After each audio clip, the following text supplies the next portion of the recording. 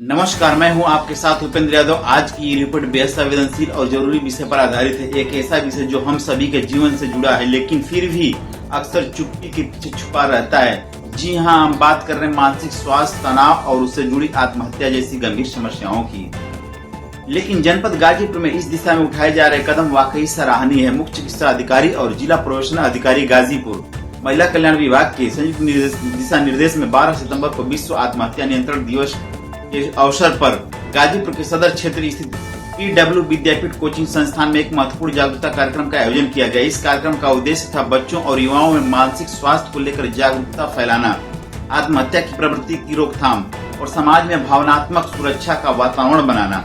इस विशेष कार्यक्रम की अगुवाई की मानसिक स्वास्थ्य विभाग के मनो सामाजिक परामर्शदाता डॉक्टर गौरव गिरी ने की। उन्होंने विद्यार्थियों को बताया कि आत्महत्या कोई समाधान नहीं है, केवल एक अस्थायी समस्या का अस्थायी अंत होता है। डॉक्टर गिरी ने बच्चों को चिंता, तनाव, डिप्रेशन जैसी समस्याओं को पहचानने, समझने और उनसे निपटने के व्यवहारिक तरीके बताए। उन्होंने भारत सरकार द्वारा शुरू की गई 24/7 टेलीमानस हेल्पलाइन 14416 का जिक्र किया, जहां कोई भी व्यक्ति मानसिक परेशानी की स्थिति में तुरंत विशेषज्ञों से परामर्श प्राप्त कर सकता है। इस अवसर पर महिला कल्याण विभाग की ओर से मनो सामाजिक परामर्शदाता अशरफ जहां और केस वर्कर सरिता राय भी उपस्थित रहे। उन्होंने विद्यार्थियों को बाल विवाह, बाल अपराध, पास्को अधिनियम, घरेलू हिंसा, दहेज प्रताड़ना और कार्यस्थल पर लैंगिक उत्पीड़न जैसी गंभीर विषयों पर प्रकाश डाला।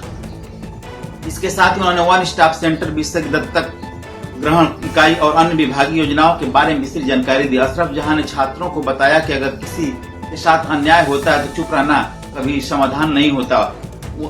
आपकी चुप्पी किसी अपराध को ताकत देती है और आपकी आवाज किसी का हौसला बन सकती है। कार्यक्रम के दौरान चाइल्ड लाइन के जिला समन्वयक संतोष कुमार सिंह ने उपस्थित छात्रों को बताया कि 1098 जैसे हेल्पलाइन नंबर किसी भी संकट की घड़ी में बच्चों के लिए जीवन रक्षक बन सकती है।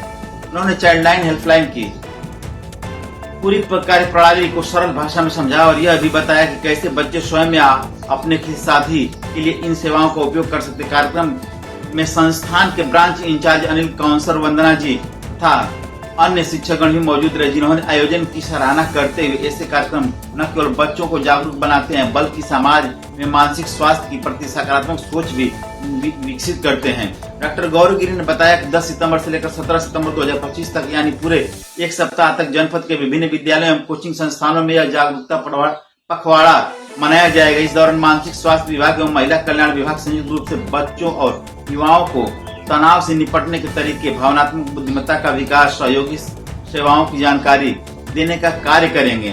कार्यक्रम का मुख्य उद्देश्य एक ही था, बोलो, समझो, जुड़ो और जियो।